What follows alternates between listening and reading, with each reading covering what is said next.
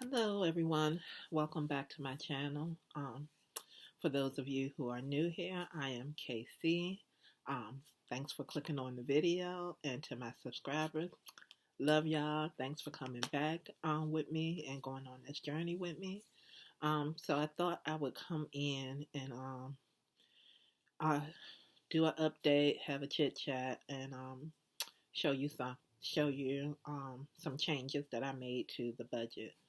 So as I was sitting, thinking, looking at my budget and thinking about what's going on right now and what I have to do, I transition is just going to be my word for this portion of my life. That I have to transition my mindset because as you know, I was in a program to buy a house. So there's certain debt that you need to get rid of to buy a house, and then there's certain debt that you don't have to get rid of. That's really not greatly like important. Not the word important, but not the focus.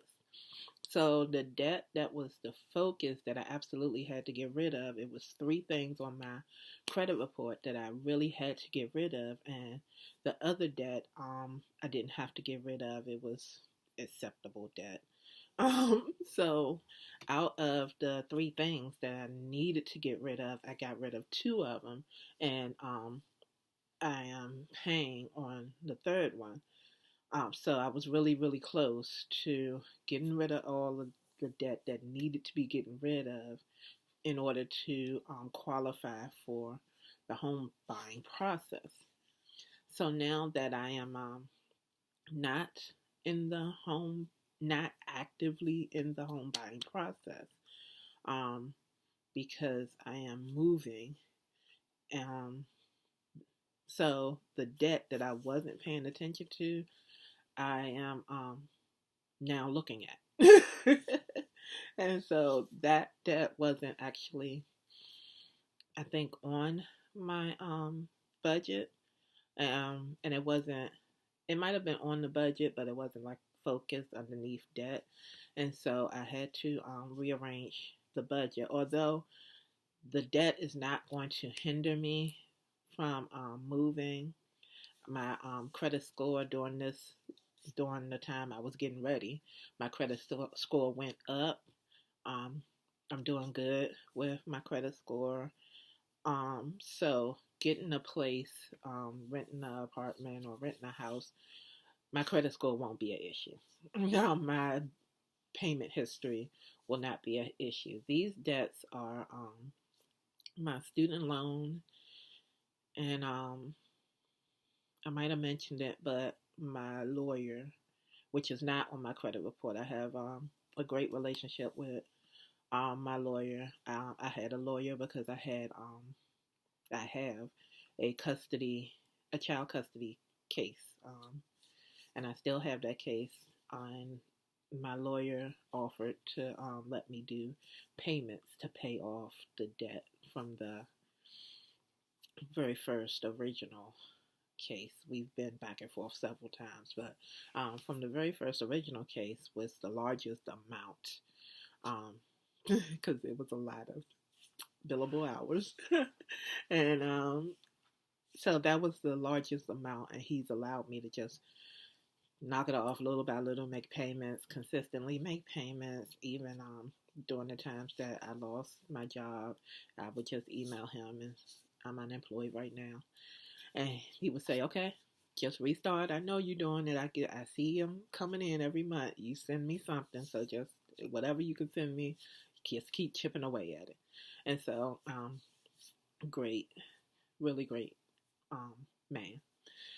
So I decided to put numbers to those debts. So that's on my credit report. But also the debts, like my student loans.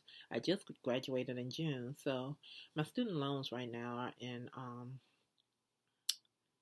forbearance or the grace period.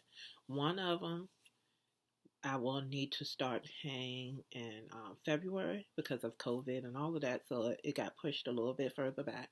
One of them I have to start paying in February, and the other one I'm not sure. The larger one does not have a start date, so I have to work with to figure out how that's going to go. But I decided in order for them to be in my mind, I needed to put them on my uh, I'm sorry. In order for it to be in my mind, I needed to just give it a number, look at the number, and hopefully this will also be motivation for me to use the degree that I'm paying for, that I earn. Not that I'm not using the degree. I am technically I'm in the education field, so I am using the degree to a certain extent, but to really stay focused and not get discouraged because this is my first year out of school, and I believe upward mobility. So yeah, so I thought I would that was a very long introduction, right? It was just on my mind. So I will show you where I rearranged some things, and yeah, so give me a moment to switch the camera and I'll show you where I did the rearranging. Okay, so here is the budget. So I believe the credit card was at the top and at first from the budget I showed you the other day, and I moved it down here. And then this is, I renamed it. It was debt payments, and now it's debt snowball. And if we open this up, you will see um, additional. So at first, I just had, I believe this and possibly the lawyer, but I didn't have numbers. So I put numbers in here. And I also put numbers in here. And I arranged it from the smallest to the largest. So this was one of the ones that's actually on my credit report that I need to focus on to get off my credit report. And I have been paying on it. It was originally, I want to say it was 1,500, and now I've gotten it down to this. Um, but again, the other two are gone. So this was the largest one. So I took care of the two smaller ones, and now this is the larger one that's actually on my credit report. This is, I had to borrow a little bit of money from my 401k, um, from my job at my part time job at Target. And this one is automatic. So they take it out of my account automatically, but I do want to send additional money because with me transitioning from this area, I will no longer be um, at Target. Depending on what job I find, if I have to go down there and work at the Target where I'm going, then it might transition, but I'd rather be safe and try to pay it off before June so that I can not have that. I don't want to owe myself, basically, or I don't want to owe Target. So here's the lawyer that I was talking about, and this number, I'm happy with this number. I cannot tell you exactly where we started at, but it was a lot where we started at and over several years. So I've gotten it down and I keep plugging away. Soon I'll be in the thousands, under 2,000, so I'll be happy.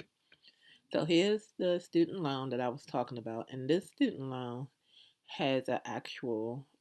This is the smaller one, and it has an actual date of when I need to start making payments, and it actually has a payment amount. And I set up the payment amount as a monthly goal, and I decided the 15th. I actually don't know when the due date is, but I decided the 15th.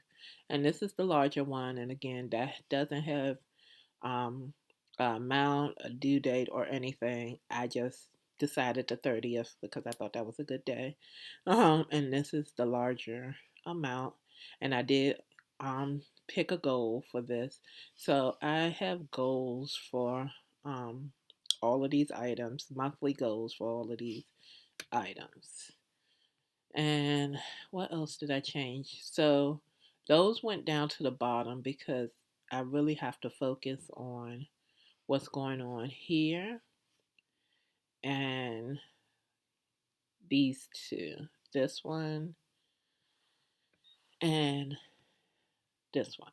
These are the ones I am focusing on that really need to be funded by before June. The goal is funding them by March. So any extra money I get, um, my tax refund, I'm probably depending heavily on my tax refund to push me over in these two fields so that when June comes, um, I won't have any issues and I'll have to go. So I just wanted to share these updates before tomorrow. Tomorrow's payday, so I will be budgeting the first paycheck and sharing my budgeting with you. And I just wanted to update you um, before that happens. All right. Thank you for watching. Please like, share, and subscribe. And if you have any tips for me or suggestions, please be kind in the I'm sorry, I hear my child moving. Um, be kind and let's talk. All right. Bye.